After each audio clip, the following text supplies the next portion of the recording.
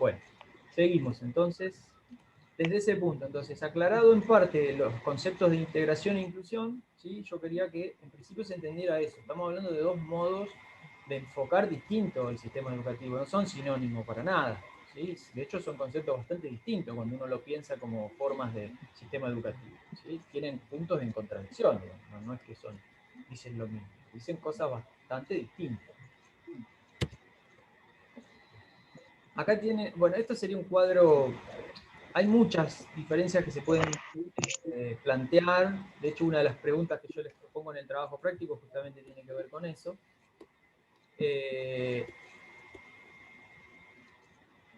Maxi, alguien, pará, aquí tengo. Sí. Sí. No, yo quería, perdón, No, está hoy bien. nombrás bastante al comité.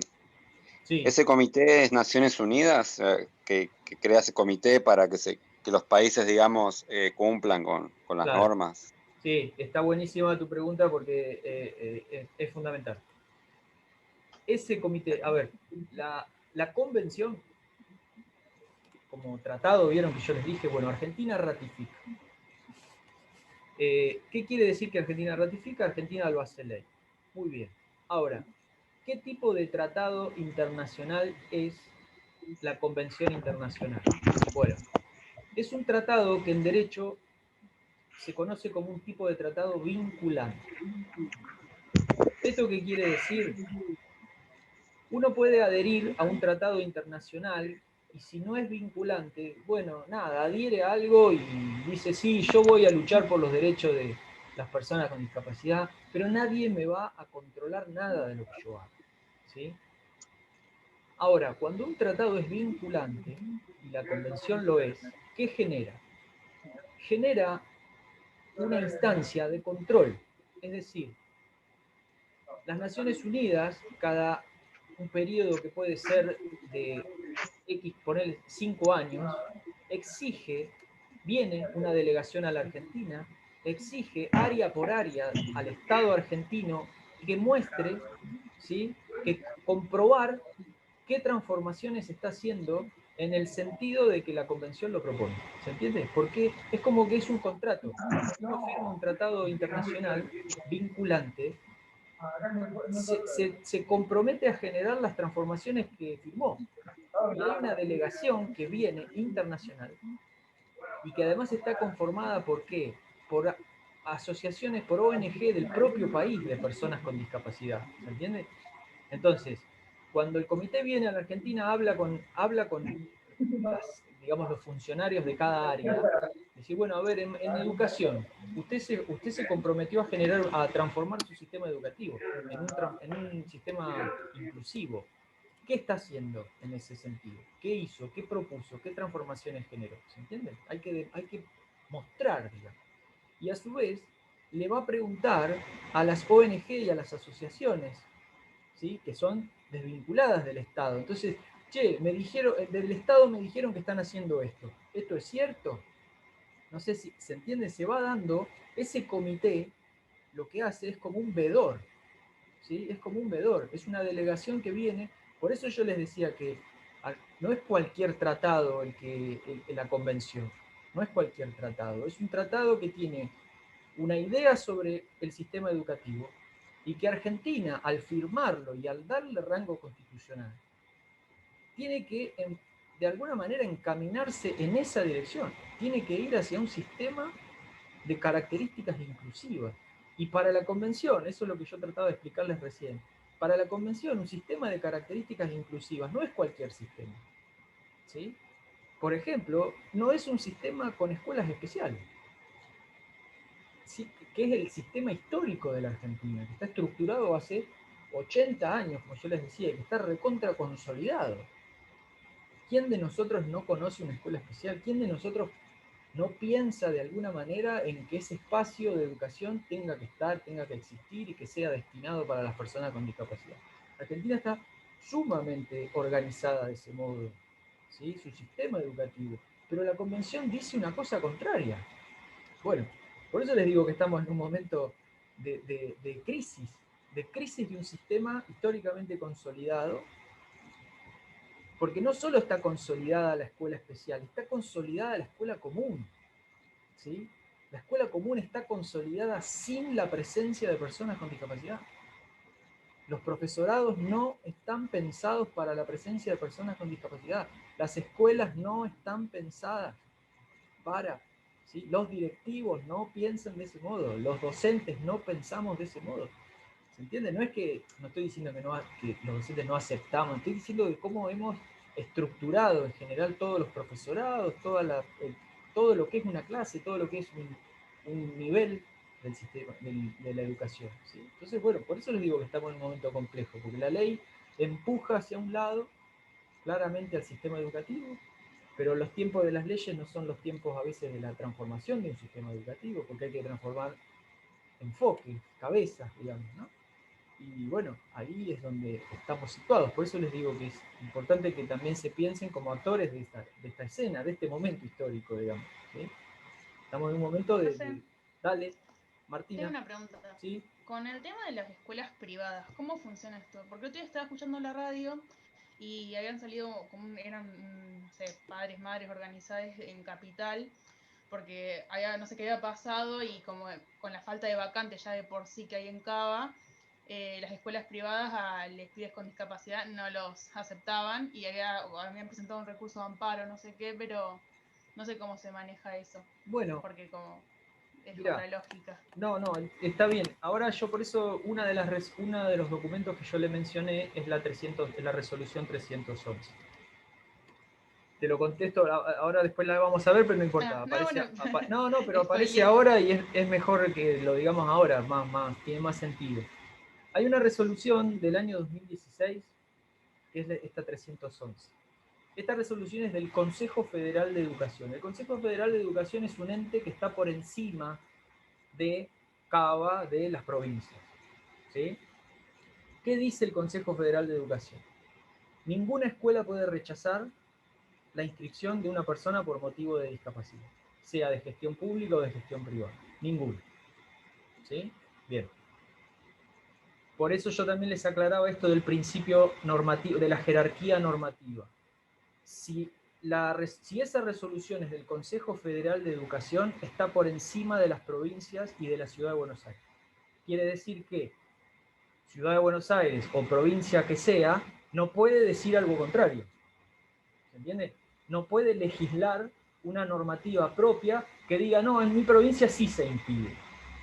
No puede. ¿Sí? ¿Por qué? Porque estaría entrando en contradicción con una ley que está por encima. Bien, con esto ya te contesto una parte de tu pregunta. Ninguna escuela de nuestro país de gestión pública o privada puede rechazar la inscripción de una persona con discapacidad por motivo de discapacidad. Ahora, dicho esto, ¿qué puede suceder? Bueno, puede suceder, porque de hecho sucede, que alguna escuela argumente el rechazo en la falta de vacante. ¿Sí? Ahora, si sucede eso, lo que debe comprobarse es que realmente no tiene vacante. ¿Por qué? Porque si realmente no tiene vacante, no incurrió en un acto discriminatorio. ¿Se entiende? No tiene vacante, no tiene vacante. Esto quiere decir que no te rechazó por discapacidad, te rechazó porque no tiene vacante. ¿Sí? Entonces ahí ya la ley no interviene, no está diciendo eso la ley. No dice que la persona con discapacidad puede ir a cualquier lado y anotarse en cualquier lado y le tienen que decir que sí. Lo que está diciendo es que ninguna escuela le puede decir que no por motivo de discapacidad. ¿Sí? Imagínense, va una persona con discapacidad a una escuela privada, le dicen, ¿esta escuela cuánto sale? 70.000 pesos por mes.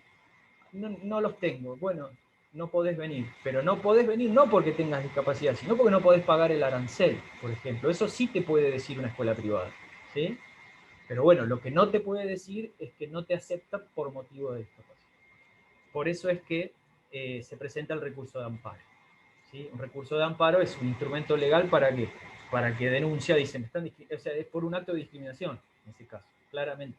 ¿Sí? Y tiene la razón el demandante en ese caso. Ninguna escuela puede... Ahora, si la escuela privada dijo que era por falta de vacante, se va a tener que comprobar que había vacantes para que incurra en un acto discriminatorio. ¿Sí? Bien. Pasaba mucho eso, profe, también con los viajes de larga distancia, de ómnibus, que creo que tienen 2 Sí, asientos. sí, Muchas veces las empresas dicen que ya están vacantes para vender esos 2 asientos, obviamente. Ahí tenías que ir a la ARNT y sí, chicos, sí, ellos sí, sí. intercedían, etcétera. Si nos Pero bueno, pusiéramos, sí, a ver, no sé si alguien acá en la reunión tiene una discapacidad o tiene algún familiar con alguna discapacidad. El aspecto legal de la Argentina, o sea, esto de los vericuetos y los doble discursos, en realidad la mentira, la chicana para no otorgar el derecho que ya está otorgado, es constante, es permanente. De hecho, la cantidad de recursos de amparo, la persona con discapacidad, la mayoría de las veces, su derecho solo se cumple con recursos de amparo, o sea, judicializado. ¿Sí? Cosas que ya están en la ley, ¿sí? Pero no importa. Aún así, la empresa, el prestador, se niega. Dice, no, no es porque una lucha, inventan. diría Carlin Calvo. Sí, es constante, es constante. Y hablen y ni hablar en términos de transporte y de salud, ni les digo. Las obras sociales son es todo el tiempo un funcionamiento con recursos de amparo. Lamentablemente, Pero es por culpa de eso que decías antes, ¿no? No solo por las transiciones o porque se digan cosas diferentes de un lado o del otro, sino creo porque las personas con discapacidad están por fuera. Quienes claro, hablan son otras voces, deberían estar por dentro, ellos deberían, son los que más saben de lo que precisan. exactamente, exactamente. ¿Sí? Pero bueno, es parte de ese mecanismo de exclusión, digamos, que funciona en, en todas las instancias. Eh, les decía, este cuadro, digamos, rápidamente, no nos detenemos mucho. Yo esto igual se está grabando, lo subo dentro de un ratito, así que queda simplemente para que ustedes vayan comprendiendo conceptualmente, insisto, conceptualmente en qué difieren integración e inclusión. ¿Sí? Lo decíamos. Fundamentalmente, ya lo dijimos, el enfoque está dado a partir de esa concepción de que es un sistema educativo que tiene una serie de características y el que se puede acomodar bien y el que no, tiene otro sistema para transitar. Entonces, bueno, ahí es donde van apareciendo después conceptos que se desprenden de esa lógica. ¿Sí?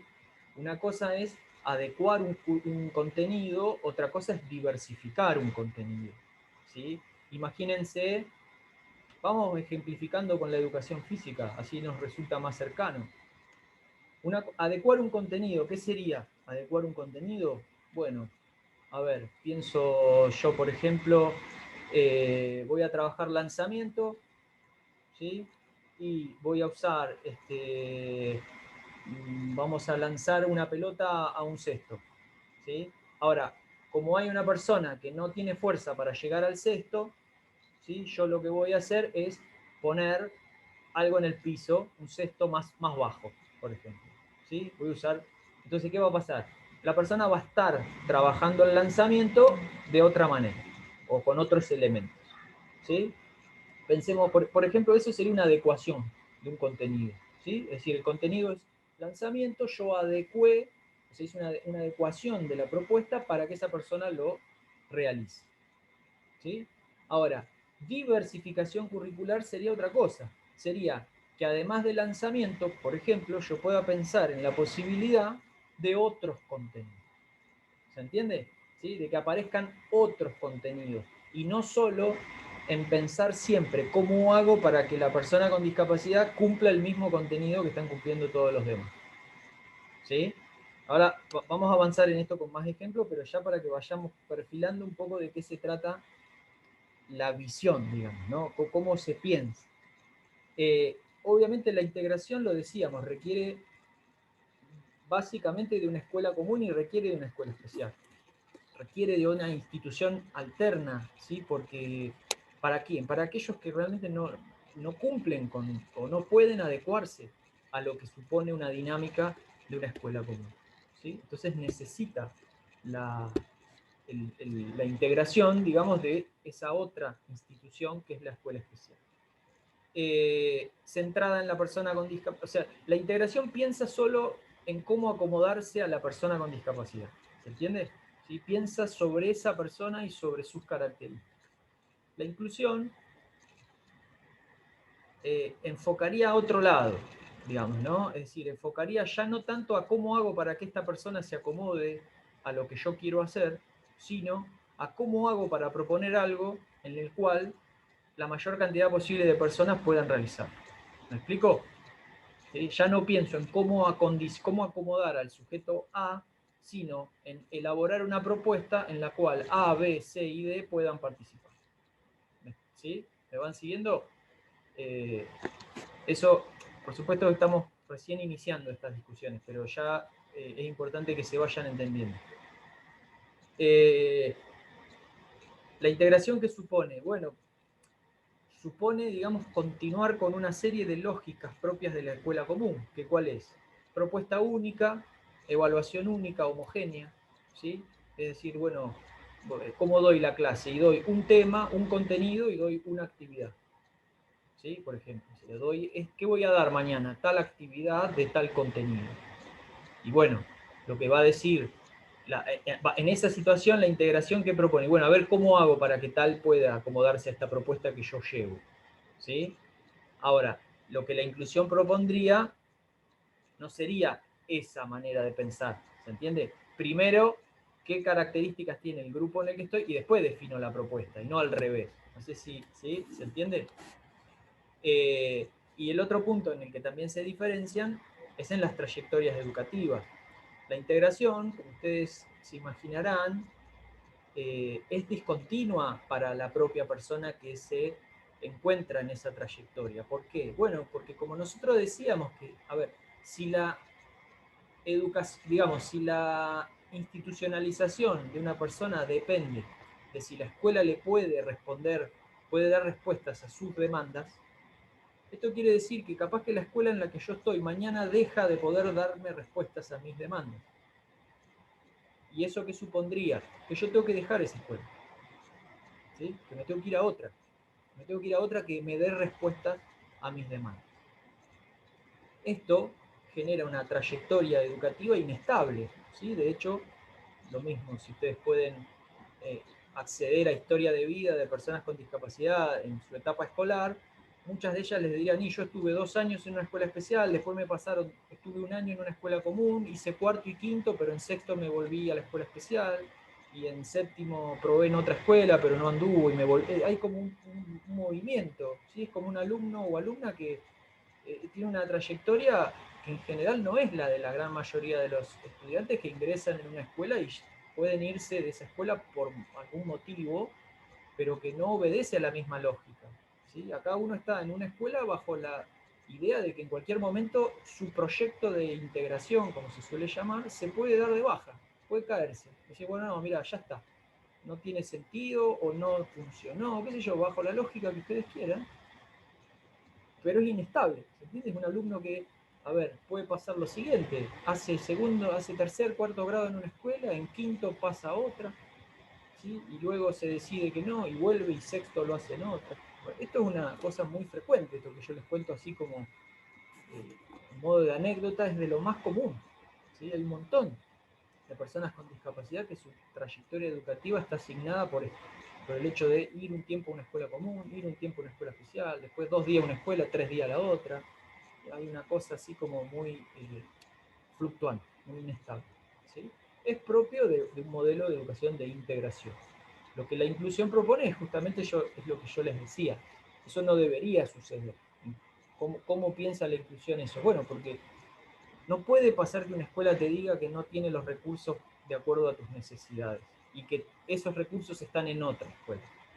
Cuando uno, ¿sí? Lo que la inclusión piensa es que en un sistema educativo, cuando funciona de un modo integral, como funciona como una unidad, como un esquema, digamos, si ese recurso que vos necesitas no está disponible en tu escuela y está en otra, ¿sí? Lo que tiene que moverse es el recurso. ¿Se entiende? El Estado debería garantizar eso, que lo que se tenga que mover es el recurso y no el alumno. Bueno, esas son algunas ideas a grosso modo de cómo piensa, cómo se enfocan estos dos conceptos a la hora de pensar, insisto, un sistema educativo, la educación. Y no solo de las personas con discapacidad, digo, la educación en general. La otra normativa que yo les dije que hoy vamos a mencionar es la 311, que ya a partir de la pregunta de Martina algo anticipamos. Es una normativa bastante reciente, del 2016, ¿sí?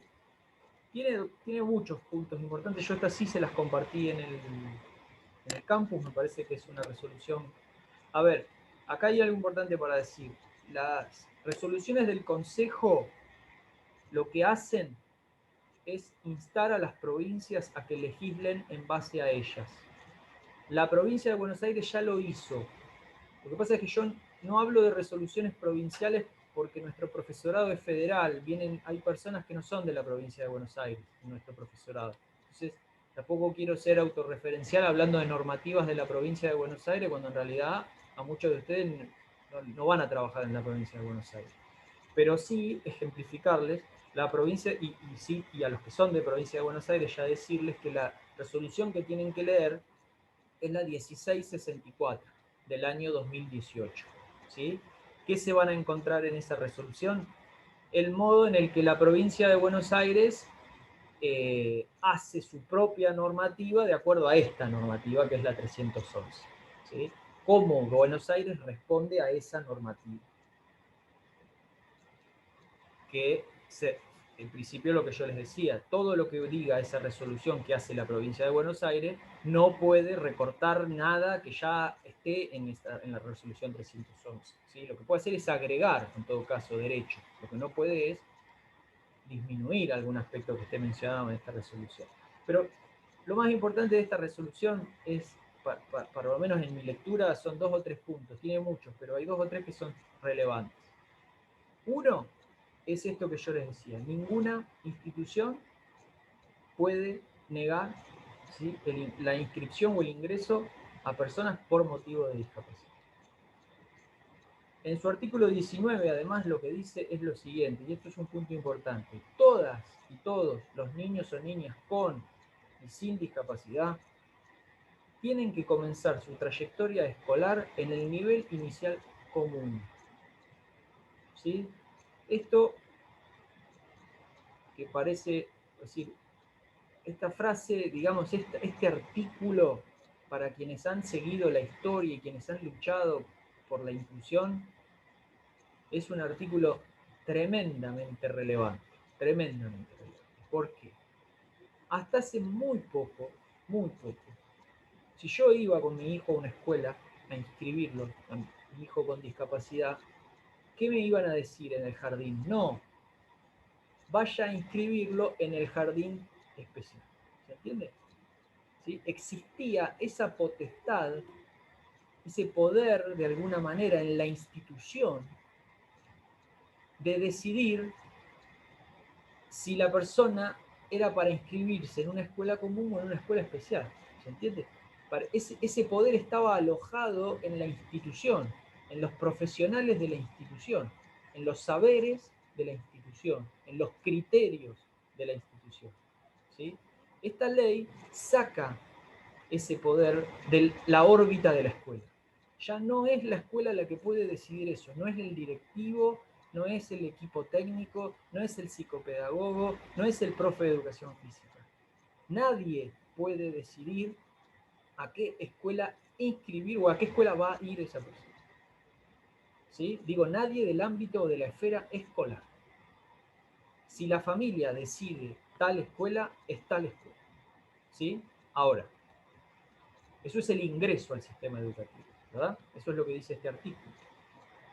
Ahora, al mismo tiempo, este artículo no quiere decir que esa persona, una vez que ingrese al sistema educativo, no encuentre en el sistema educativo después ninguna respuesta específica que puede llegar a requerir. Lo que dice esta normativa es que una vez ingresado al sistema educativo común, se empiezan a detectar, ¿sí?, se empiezan a evaluar, se empiezan a considerar necesidades individuales en términos de barreras. ¿Sí? ¿Qué es lo que le sucede a esa persona y qué requerimientos individuales o singulares puede llegar a tener? ¿Sí? ¿Me siguen? Y ahí aparece la educación especial. Recién ahí, ¿se entiende? Aparece como convocada por la educación común como apoyo. como recurso, como asesor. ¿Me van siguiendo? ¿Sí? Esto que parece una pavada o algo, un pequeño relato, en realidad es tremendamente significativo, es un hecho muy relevante en la historia de la educación de las personas con discapacidad, porque supone quitarle al profesional la decisión sobre la escolaridad de la persona con discapacidad. ¿Se entiende? ¿Sí? Bien. Esto obviamente lo tenemos que leer en clave, que bueno, recién creo que era Maxi también que decía, ¿no? ¿Por qué muchas cosas pasan? Porque no está la voz de la persona con discapacidad en las cosas que le pasan. ¿Quién decide a qué escuela va? Nunca es la persona con discapacidad, es el médico, es el psicopedagogo, es el asistente educacional, siempre es otro, siempre es un profesional, siempre es un saber habilitado para decidir qué es lo mejor para vos y qué no. ¿Se entiende? El Bueno, otro, siempre es el otro, ¿no? claro, y no un otro cualquiera, ¿sí? El otro que tiene ese supuesto saber profesional para decidir, ¿sí? Bueno, la pelea, y nosotros lo vimos, la pelea del modelo social era esa, una de sus peleas, ¿sí? Por eso yo les digo que estas cosas hay que leerlas, y por eso esto explica también por qué organizamos la materia de esta manera y discutimos primero los modelos o las ideas, porque estas cosas solo pueden ser entendidas en esa clave, ¿sí? Que haya una ley que diga la que decide a qué escuela ir es la persona con discapacidad o su familia, es un logro, no pongamos logro, la palabra, es una clara transformación producto de una circunstancia histórica. ¿Se entiende? No pasó porque sí esto, pasó porque ese conflicto en este caso se resuelve de esta manera. ¿Sí? Después de muchos años de denunciar que no es posible que la escuela de la persona con discapacidad la elija alguien que no sea su propia familia, como en el resto de las personas, se llega a un punto en el que sí puede elegir la propia persona con discapacidad o su familia. Bien, ahora decíamos, ¿qué sucede con la educación especial entonces y con todos los recursos? Bueno, deberán estar disponibles en el ámbito de la escuela común, si son necesarios. ¿Sí? Hasta acá venimos con una parte de la historia. Yo les decía, Argentina está en un momento de transición, si ustedes quieren. ¿Por qué? Y que no sabemos cómo se va a resolver, porque ahora les cuento algunas cuestiones también en un plano más amplio. Este esquema resume, así como es muy esquemático, pero más o menos así está ocurriendo hoy en día en nuestro sistema educativo. La educación de las personas con discapacidad. Ingresan al sistema educativo por el sistema de educación común. Eso es lo que dicen las nuevas leyes. ¿Sí? Una vez dentro del sistema educativo, se evalúan las barreras y las necesidades individuales, siempre en acuerdo con la propia familia y con la propia persona con discapacidad y su familia. De ser necesario, se solicita la intervención de la modalidad de educación especial. Y ahí es donde llegamos a las distintas maneras en las que interviene la educación especial. Las dos primeras que ustedes ven, digo, hacia la izquierda, asesoramiento y apoyo y recurso, se juegan más en un plano de qué? De que es un alumno que está en la escuela común, que siempre fue a la escuela común, que sigue yendo a la escuela común, pero que se evalúa que quizá hace falta la opinión de algún profesional de la escuela especial, algún apoyo, algún recurso, se convoca algún profesional de la escuela especial para que sugiera algo, ¿sí? Pero no hay ninguna modificación relevante en la trayectoria educativa de esa persona. Si sigue en la escuela común, solo que hay como un conjunto de recursos a disposición, pero siempre bajo la misma lógica de transitar la escuela común. Ahora, hay otras dos maneras de intervenir de la educación especial que cambian la lógica en un sentido. Una de ellas es la corresponsabilidad en la planificación. Y esto es lo que ustedes tienen que conocer porque, creo, ¿no? Porque les va a tocar muchas veces en escuela tener alumnos que uno dice, no, está incluido, ¿sí? Es decir, tiene un proyecto, viene una maestra de inclusión, tiene su maestra de inclusión que viene de la escuela especial, a veces está, a veces no, pero él está incluido, tiene un plan, un proyecto de inclusión, ¿sí? Bueno, ¿quién es ese sujeto? ¿Qué es ese alumno incluido? ¿Qué significa en términos administrativos? Bueno, el alumno incluido, digamos, estaría... Tengo marcador. ¿Ustedes ven cuando yo hago así con la flechita? Sí. Estaríamos acá en un nivel de corresponsabilidad. Es un alumno que tiene doble pertenencia institucional, o sea, es alumno de la escuela común, pero también es alumno de la escuela especial. ¿Sí? Y eso hace que, bueno, que su propuesta educativa, su planificación, su modo de ser evaluado, todo lo que hace a lo educativo, a su trayectoria, se decida entre las dos escuelas y entre un conjunto de personas, no solo la maestra o profesora del nivel, sino también otro profesional, otra profesional de la educación, que generalmente es esta famosa maestra de inclusión o profesora de inclusión. ¿Que quién es? No es ni más ni menos que una maestra de la escuela especial que cumple sus funciones en las escuelas comunes, ¿sí? Pero no pertenece a esa escuela, pertenece a la escuela especial. Y el alumno pertenece a las dos escuelas, a la común y a la especial. ¿Sí? Cuarto punto de esta secuencia, escuela especial. ¿Sí? ¿Por qué quería yo también que hablemos esto? Porque una cosa es lo que dice la convención con respecto a las escuelas especiales, otra cosa es dónde estamos situados hoy, Argentina. ¿Sí? Nosotros estamos trabajando en un sistema educativo que tiene escuelas especiales, que están con un número importante de alumnos y alumnas, ¿sí? Que obviamente están en una etapa, insisto, de cuestionamiento, de crisis, de transformación, pero que aún están funcionando plenamente como instancia. Argentina tiene un montón de escuelas especiales y no hay ninguna perspectiva a corto plazo de que esto se cambie. A corto plazo, digo. ¿Sí? Sí hay todo un cambio, sí hay una transformación en los últimos años, producto de los marcos legales, pero esto no quiere decir para nada que ya hayan dejado de funcionar las escuelas especiales en Argentina, ni mucho menos. ¿Sí? Bien, entonces, resumiendo un poco este esquema, sujeto docente dentro del sistema educativo, sujeto docente de la educación física, bajo qué estructuras nos puede estar tocando trabajar. Bien. ¿En escuela común puede haber personas con discapacidad? Sí. ¿Va a haber personas con discapacidad? Sí. ¿Tienen derecho a estar ahí? Sí. ¿Bajo qué lógica puedo encontrarme yo una persona con discapacidad en la escuela común? ¿Con un proyecto de inclusión o no? ¿Se entiende? ¿O no? ¿Puedo yo como docente del nivel inicial, primaria, secundaria, solicitar recursos de apoyo en mi clase porque necesito? Sí, sí, se puede. ¿Puedo pedir colaboración de un acompañante externo? Sí. ¿Puedo pedir asesoramiento de docentes de otras instituciones, por ejemplo, de las escuelas especiales, para conversar con ellos, para que me... Sí. ¿Se entiende? Está todo contemplado dentro de estas posibilidades. Otra situación que nos puede tocar es estar trabajando en una escuela especial. ¿Sí? Es decir, tanto en escuela común como en escuela especial,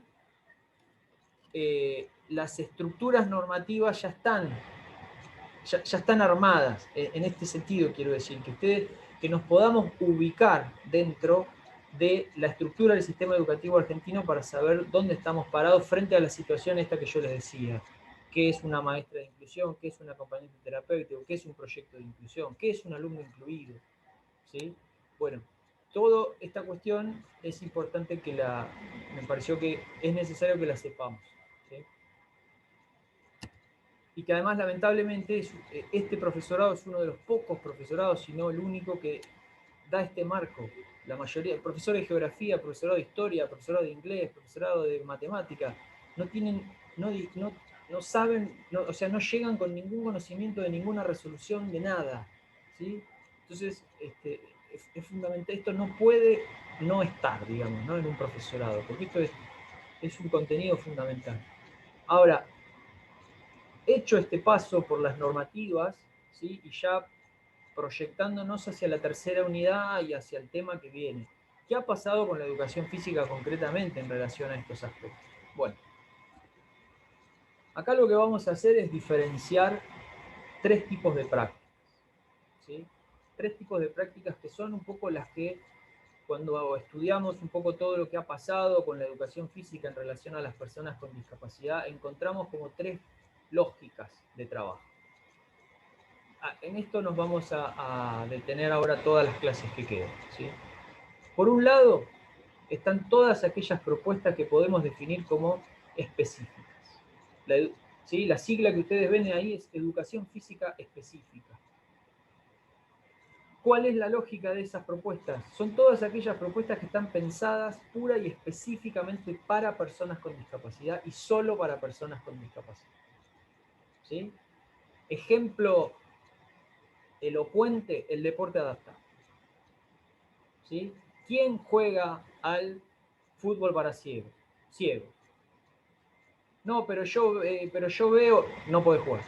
No, pero yo estoy sordo, no podés jugar. No, pero a mí me falta un pie, no podés jugar. ¿Se entiende? Tiene que ser ciego o con una disminución visual de tal grado. Bien, es una práctica específica, solo para personas con discapacidad y además con un tipo especial de discapacidad. Bien. Luego, la segunda sigla que las vamos a analizar. La clase que viene vamos a hablar todo de deporte adaptado. Segundo tema que ustedes ven ahí, educación física adaptada. Es otra cosa. La educación física adaptada es la educación física que proviene o se desprende del marco de la integración. ¿Cómo hago para modificar, para adaptar la actividad para que una persona con discapacidad participe en el marco de una clase en el cual no todas son personas con discapacidad? ¿Sí? Las famosas adaptaciones.